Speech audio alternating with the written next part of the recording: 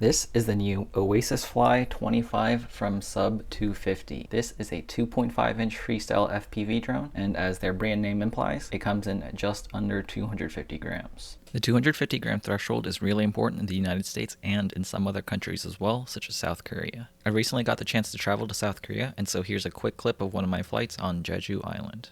I only had space to bring just one drone with me on this trip, and I decided to bring the Oasis Fly 25. It just made a lot of sense. Under 250 grams, high quality video from the O4 Pro, and compact size, it all just worked out. And it's so small and unassuming that I had no issues going through security or customs, and I had no issues flying around these public areas. I'm really happy that I brought it with me, and being able to fly around Jeju Island in FPV is just an incredible experience and something that I'm never going to forget. Anyways, back to the drone. Now this one is designed for the O4 Air Unit Pro, which I installed here, but you can also put the DJI O3 Air Unit or even an analog system in this drone as well. This frame is really flexible with what cameras you can put on. There's a little cutout here for the alternate mounting gummies, and they do include the mounts for the O3 and the analog camera in the box, which also means that if you don't have a DJI O4 Air Unit Pro yet, you can use the O3 or analog in this drone and then later upgrade to the O4 Pro with no big changes necessary. But today I'm going to be testing it with the newest DJI O4 Air Unit Pro. I also like that they put some effort into the styling of the drone. You have 3D printed side plates as well as an antenna holder, and the little motor bumpers are also all in this little teal green. Oh yeah, the motors are also anodized teal green as well. Very nice. And the battery they recommend for this drone is their 4-cell 720 milliamp hour LiPo. Total weight of this drone, LiPo, and battery strap, they're coming in at just under 250 grams, which is absolutely perfect. The drone itself weighs 169 grams, and the battery I'm using weighs 66 grams. One thing I want to highlight are the soft mounting gummies for the O4 Pro. It may seem like a really minor thing, but the DJI O4 is incredibly sensitive to vibrations, and so having a well-tuned dampening system is really important to get good footage. You can't really just phone it in, and for example, here's a build video I had to put on hold due to this issue. It's a 5-inch drone with the O4 Pro and the new Mario 5 frame for the O4 Pro, but the new Mario 5 frame kind of phoned it in with the dampening, and so they just used 3D printed dampeners, which doesn't cut it. I do mostly blame DJI for making these hypersensitive cameras, but in the end we're stuck with DJI, so it's up to the frame manufacturers to properly dampen the vibrations. And the Oasis Fly 25 does it perfectly with these incredibly soft silicone dampeners. I had no issues with vibrations or jello with this drone, and it was consistently this good, and so every single pack I could count on for having smooth jello-free video. That's another reason why I chose to bring it with me on this trip, since I knew my chances to go fly would be limited, and so I wanted something that could fly consistently and get me good video very consistently. And so big props to Sub 250 for making a frame with this really nicely designed dampening system. And now onto the install process for the O4 Pro.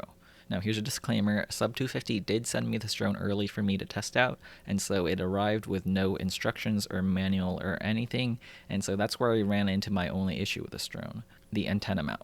It's this 3D printed TPU piece, but the UFL connectors on the DJI O4 antennas, they're bigger than the holes than on the antenna mount, so it doesn't really just slide into place. In the end, I just decided to use a spare DJI O3 antenna instead. The antenna mount has a bigger, properly sized hole for the O3 antenna, and so that just fit in with no issues. And the O3 antenna works perfectly fine with the DJI O4 Pro. This is just something to look out for. I'm not sure if there's some kind of special trick to get a bigger UFL connector through a smaller hole in a 3D print. If you do know, please let me know in the comments. Besides that, the build went together well, and one mistake I did make was to skip putting on the propeller screws on the props, because on smaller drones you can kind of get away with not using screws, but this drone, it has a lot of power, so you'll definitely want to screw the props on. The props also go on the drone in the props out style. When I first put them on the drone, I put them on backwards props in, and that didn't work, so I had to take them all off and rearrange them. And now it's time to take it on a flight. For all these flights, I'm using 4S 850 mAh batteries. It's a much more common size of LiPo, and I have a bunch of them, and so that's what I brought.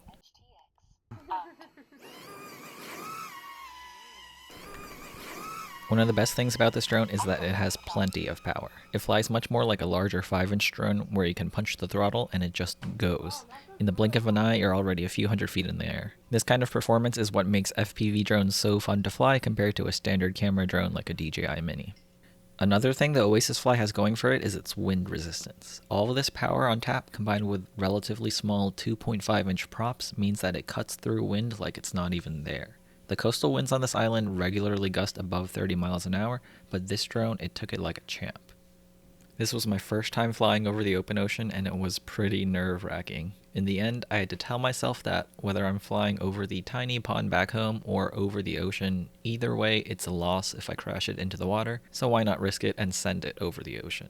And if I had any regrets, it's not sending it out even further over the ocean, since in hindsight I had perfect video and radio signal strength the entire time, so I still had a lot of safe range to use up. Anyways, for flight times, you should expect anywhere between 3 and 7 minutes of flight, depending on your flight style and temperature. For these flights over the island, I was using a lot of throttle to gain altitude and power through the wind, so I was getting around 4 minutes of flight time. For the longest flights, I was getting around 7 minutes of just cruising around calmly at a low altitude. And I'd say that the flight time overall I'm pretty happy with. If you do want a little bit longer flights though, Sub 250 does offer this exact same drone but with 3-inch props called the Oasis Flight 30. Larger props are more energy efficient, so you'll get longer flights, but that comes at the expense of less wind resistance, so I'm happy with my Oasis 25.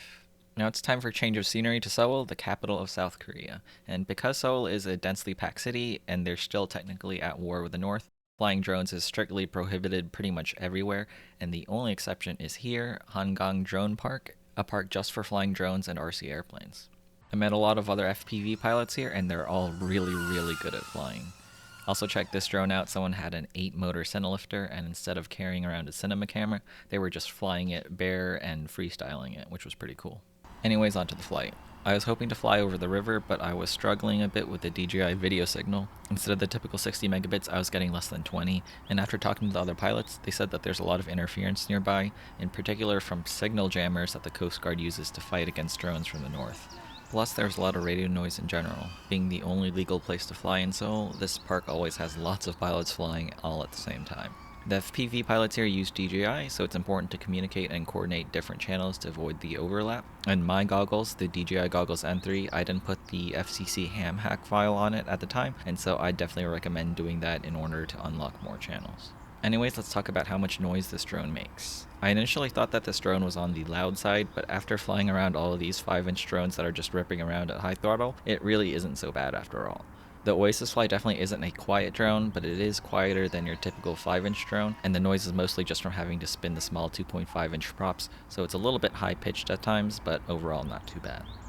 Oh, and remember earlier when I mentioned to use the prop screws on the props because I didn't? Well, here's what happens if you don't screw the props on. Thankfully, the drone was just fine and nothing broke. I just had to replace the props and it was back in the air. I'm just glad that that didn't happen while I was flying over the ocean. This drone uses HQ Prop TR 2.5-inch props, and they include a spare set of props in the kit, but as always, you should stock up on props since they're usually the first to go in a crash. So let's talk about pricing. The drone I have is the Oasis Fly 25 with the Express LRS receiver, but without the O4 Pro, and this comes in at $190. I think that's a really reasonable price for the level of quality you get with it. The frame has the good O4 Pro dampening, the flight controller is an F722 based one, and the motors feel really nice. To complete this entire setup, you'll need the DJI O4 Pro itself, which comes in at $230, and then you'll need some DJI goggles, and I'm using the N3 goggles, which cost around $240. For the radio, I'm using my Radio Master Pocket, which goes for about $80, and so the entire setup costs under $1,000, which is a lot of money, but it's still in line with something like the DJI Avata 2. And you get the same high quality video from the O4 Pro, but the Oasis Fly is under 250 grams, so you don't have to worry about remote ID or all the other legal things. And so overall, I think the Oasis Fly 25 is just a really nice setup. If you want to check it out, I'll leave a link to it in the description below. And I'd really appreciate it if you could subscribe to my YouTube channel.